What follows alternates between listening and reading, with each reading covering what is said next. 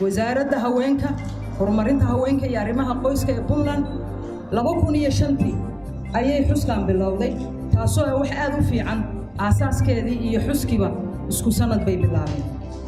sanad walbana madaxweyne sidaas ayaa loo qabtaa hase yeeshee sanadka kan waxay uga duwan tahay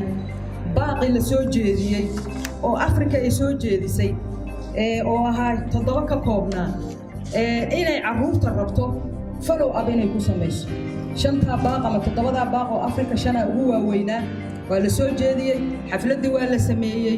waa lagu kala baxay hase yeeshee waxay rabtaa dawladda inay maanta soo hor istaagaan oo baaqyada qaar kamid ah ay u jeediyaan dawladda si ay u helaan commitment hadday maanta ahayna maalin kale commitmentka dawladda shirkaan marka maantay isagoo ku soo beegmay maalmihii la xuseeyey maalinta carruurta Afrika haddana waxaan rabnaa hadduu alayno in dawladdu in carruurtu ay afkooda dawladda kula hadlaan oo ay u sheegaan baahiyahooda isla markaasna dawladdu uga jawaabto dawladda kaliya maaha hay'adaha ka soo qayb galay UNICEF, Save the Children, World Vision iyo local partners ka tadaamuna qayb ka tahay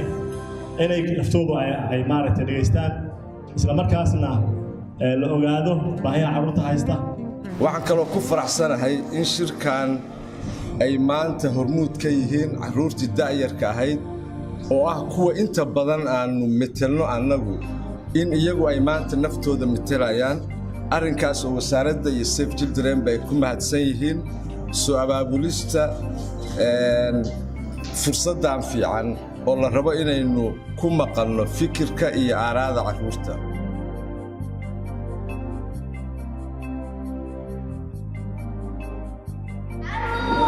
في أفريقيا نهاي عود السفرية عود ديما نهاي وحنا إلى مقالين وحن عصرينا إلى الوعوية على صغيرنا عود في أفريقيا نهاي عود السفرية عود ديما نهاي وحنا إلى مقالين وحنا إلى مقالين وحن عصرينا نبل وعوية على صميهنا annagoo carruurta Puntland waxaanu codsanaynaa in dawladda Puntland tixgeliso qodobada hoos ku qoran kow in la helo waxbarasho lacag la'aan ah haddii ay suurtagal tahay labo in la ballaariyo xarumaha waxbarashada lacag la'aanta ah lana gaarsiiyo waxbarashada lacag la'aanta deegaamada aad u fogfog ee ka mid ah gobollada Puntland in carruurta la dhageysto lana tixgeliyo fikradahooda mar kasta oo laga hadlayo horumarinta waddanka iyo qorshayaasha aad u saameynaya carruurta in la ballaariyo adeegyada caafimaadka ee hooyada iyo dhallaanka iyadoo la raadinayo badbaadinta caafimaad qabka carruurta in la hormariyo waxbarashada gabdhaha si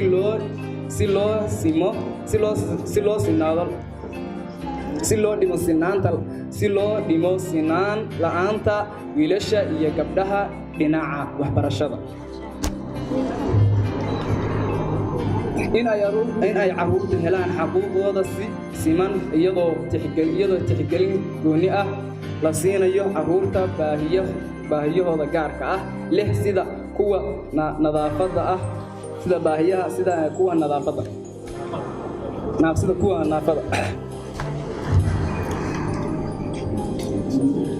in meelaha carruurtu wax ku bartaani waa in fayadhowrkooda la ilaaliyo iyada oo la fiirinayo baahiyaha carruurta sida biyo nadiif ah iyo goob waxbarasho oo nadiif ah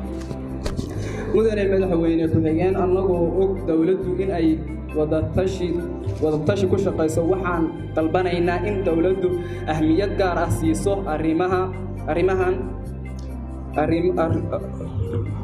in dawladdu ahmiyad gaar ah siiso horumarinta xuquuqda carruurta ayna tixgeliso dhaqangelinta shuruucda carruurta oo ay ka mid tahay axadiga xuquuqda iyo daryeelka carruurta Afrika iyo helidda waxbarasho asaasi ah oo lacag la'aan ah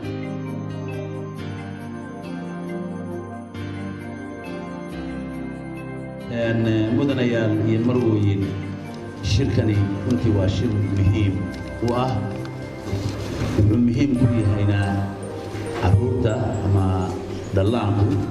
marka ugu horreysa sidii loo sheegay waa madaxdii berrito ee dalka in la ilaaliyo oo daryeelkooda caafimaad iyo waxbarasho iyo amniba gacanta lagu dhigaa waa shay loo baahan yahay waxaan runtii qirayaa baaqii ay halkan ka jeediyeen inuu ahaa baaq wax ku ool ah waana baahidu intii ay ku dhammayd waa nasiib darro inaan mararka qaarkood maqlo carruur ama iskuulkii goysay ama awoodi weyday waxa weeye dhaqaale xumo aawadeed taasina waa tabaaqa hadda aad soo diraysaan uu yahay in dawladdu ay keento la timaado hab yacni waxbarashada hoose oo horta marka ugu horreysa inay noqoto waxbarasho furiya ama aan lacag la'aan laakiin waxaan idiin qirayaa isla markaa idinku ballan qaadaya baaqiinniina inaan gaadhsiiyo inta kale iyadoo la ogaanayo inta ka dhegaysanaysa idaacadaha iyo tviyada mooyaane dawladda inaanu gaadhsiino baaqiinni wixii laga qaban karana insha allah la isku dayayo in la qabto waxa weeye waxaan qirayaa inuu yahay shirkani shir loo baahan yahay mar walba inuu qabsoomo si loola socdo wixii baahiyaha ay ahaayeen ama wixii lagu heshiiyey wixii ka qabsoomay iyo wixii ka qabsoomi waayey sanad walba waxaan leeyahay shir la joogteeyo waxaan leeyahay in la joogteeyaa waa muhiim dawladdana muhiim bay u tahay carruurta iyo waalidkana runtii muhiim ayay u tahay si aynu isula jaan qaadno ama isula soconno marba meesha xaal marayo